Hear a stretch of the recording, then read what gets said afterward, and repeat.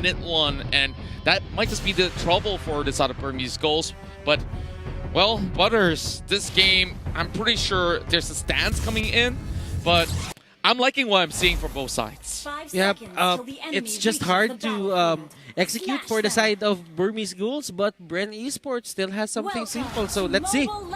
That's right, ladies and gentlemen, we're going in towards game 2. Bren Esports 1-up.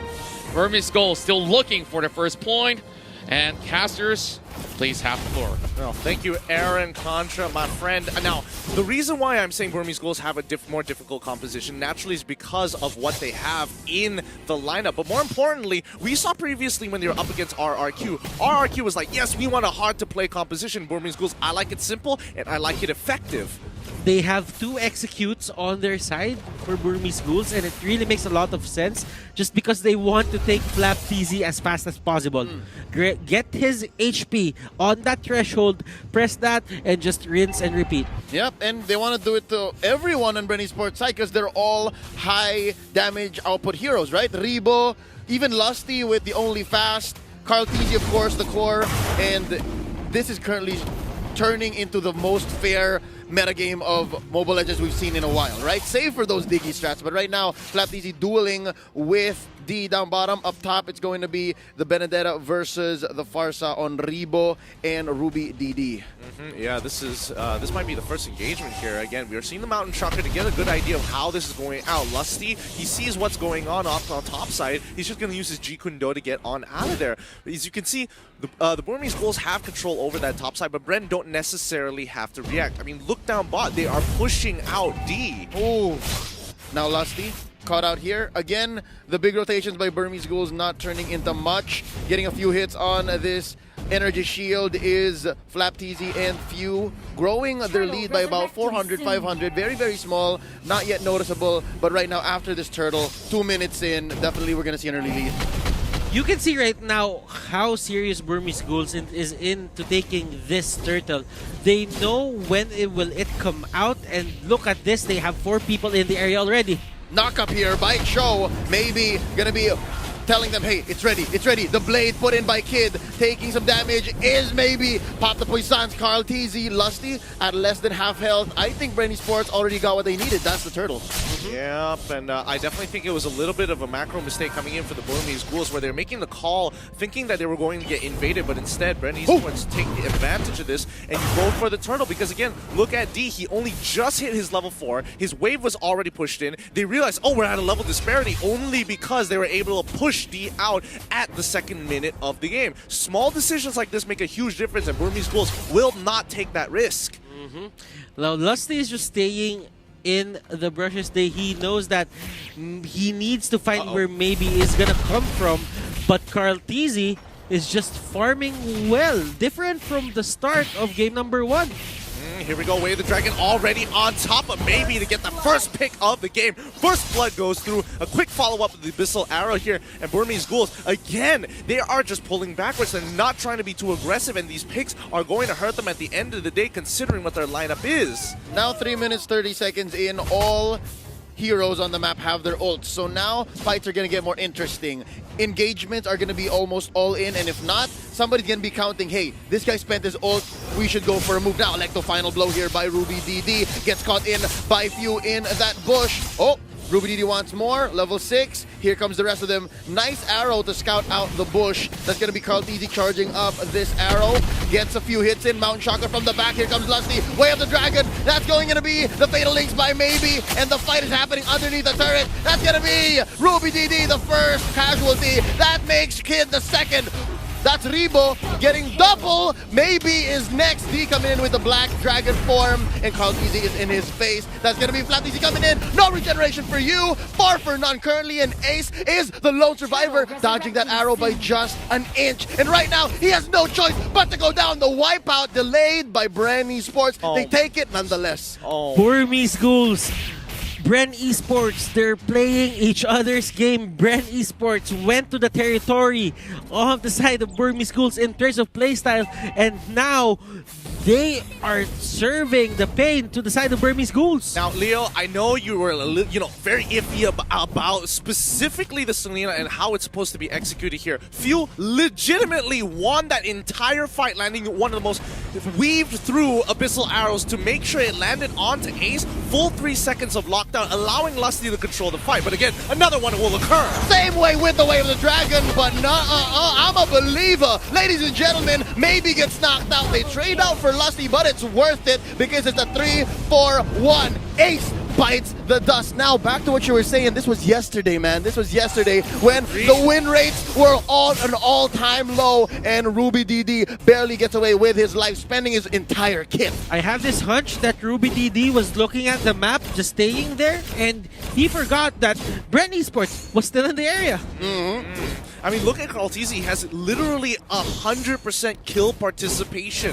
4 kills, 5 assists, making sure that that Mountain Sharker is getting maximum value. But check this out. The way that they initially started, Few is ensuring that every single time he doesn't necessarily need to be there. He just needs to stop the follow-up after the abilities occur. So, Fatal Links, whatever. Oh no, you're going to be throwing your Roger in? That's when I'm dropping the arrow. You also have to look at what Joe did, and Benedetta gets caught out.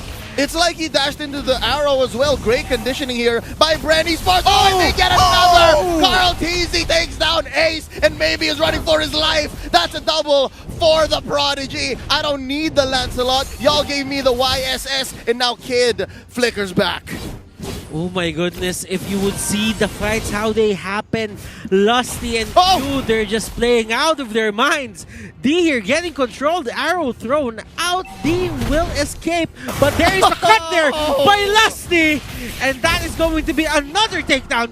Paper the side of Bren Esports. Oh my goodness, Few is just, I'm not gonna lie, there's not a few games where I'd say, there's not a few games I would like to admit it, but this one, he's kind of smurfing. He really is kind of smurfing here, and Burmese Ghouls are playing so nervous around him. You know, Gijon, I get your point. I'm not a fan of the Selena 50-50 hit or miss as well, but for Bren Esports, if it works, it works.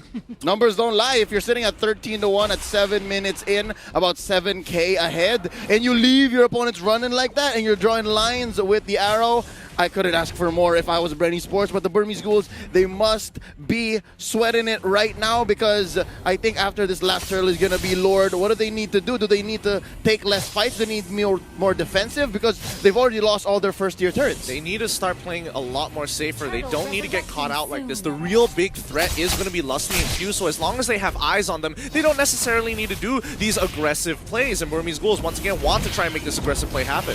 Oh, here we go. The fight has already begun with the turtle being taken out at the right second. Now D getting caught out in the middle of 3. That's going to be the Poissons in here by Flapteasy, stopping the regeneration. Oh, and we're going to see a triple. Are we waiting for it? That's maybe down by Rebo, and Ace is running away. Oh, he's not going to survive. That's Flapteasy getting him on the rollout, and right now, Bren Esports is feeling it. They could convert to a massive scale, maybe 2 turrets, maybe 3. Who knows? They're unstoppable in this state.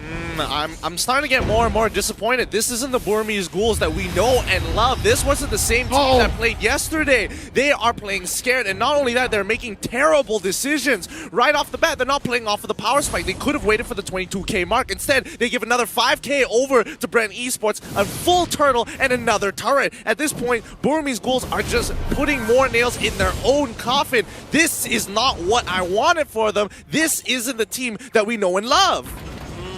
Burmese Ghouls, they need to find a way to stop this bleeding right now. Flapteasy is just zoning out everyone. Even D cannot stand in front of Flap. Flap is level 10, D is level 8. Huge gap here, huge gap, and the fact that Flapteasy knew that D was there went their way because he knew that it was the only thing left, and if anything, I'm sure he could have forced the Black Dragon form and wasted it for the next team fight. But right now, Ace! Oh, he thought he could get executed, but now it still counts as a kill for Few. It was a very good attempt, but now Burmese Ghouls, this is a situation where every single fight you really can't do anything, and Bren has the perfect lineup to start pushing their leads with the Farsa and as well as the Selena. Those two are so snowball-oriented, it's ridiculous. Rebo can scale. Unfortunately, Few may not scale as hard, but regardless, his utility is invaluable. Oh, wow. D retreats from the duel. He was going 1-1 against Flapteasy, and Rebo says, I gotcha, bro. Finishes it off with a feathered airstrike. It hit earlier just because he was flying. But still, that is going to be a Lord attempt going to the side here of Bren Esport. Oh my goodness. There's no contest here. There's no contest. Look at the wall of Flapteasy and Few. And it's not because Burmese Ghouls doesn't want to contest. It's because they can't. Oh, it hurts to see. It hurts to watch. 13k ahead, and all this because Burmese Ghouls are feeling nervous and made some really bad decisions, especially when they wanted to contest that turtle. They lost 10k off of that, and honestly, I think this pretty much seals the deal here unless Bren makes a mistake. But we've seen how Bren plays. This is how they do it there at the Philippines, watching their VODs. The moment they get that lead, they don't let go of it. Burmese Ghouls, they need to find a way. And what's that way? Just wait for Bren Esports to make a mistake. But how long can you hold on? Bren Esports is gonna force you to answer, and here we go. Feathered airstrike here by Rebo. They know now after 3 fights that have just gone sideways, they know that, hey, let's not force it. I know we're under our base. I know that they're surged, but hold up! Lusty with the Wave of Dragon. Ace gets eliminated. That's gonna be the trade though. Kid takes the show down, and now Ruby DD is feeling his life is in danger. And yeah, that's gonna be the push onto mid lane. The inhibitor has been taken down, and they're sieging up top as well. You know, considering the situation, this ain't too bad, but now the Burmese Ghouls, it's an all or nothing push here as D tries to get another pick onto Cartesi. They're trying their best. Ruby DD goes down. The killing spree puts Cartesi in perfect position, and now this was their last attempt to try and go for a fight, and Bren is able to stand up tall. They're going to take all the inhibitors and force out the Burmese Ghouls to take one last fight to ensure they put the last nail in the coffin in this game. Oh, 2 defenders now, 3 in comes Ace, but there's no way taking this inhibitor with them. They're not keeping it, that is. Oh, I'm wondering if they can finish here. Bren Esports, they're all here, all 5. Bren Esports, they're gonna try, but there are a lot of buffs onto the side lanes, and they're just gonna go for the all-in. Yep, Kid taking out here. Calteezy barely surviving. The shutdown onto Flapteasy. Oh, Ruby DD feels it. He can shut down Calteezy, and indeed he does. The execute pops the Yusun Shin, shutting him down 9-1 and 8. Hold up, Rebo and Lusty, they're not done. Oh, what an alley-oop by Few from down south. It's just D left here to defend, and I don't think he can do it Black Dragon form. He's gonna try. He's gonna try. He's going in for Few, and he knows that there's a wave here. Feathered airstrike by Rebo. Feathered airstrike by Rebo. Lusty knocking him up. There's some Shy energy, but it's not enough. That's the wipe out. We're waiting for a wave of minions, and here's one defender. Here's Kid. What can Kid do? Flame shot here by Few. He's gonna knock him up in just a matter of time. Ladies and gentlemen, Bren Esports takes game number 2. Back-to-back wins scored.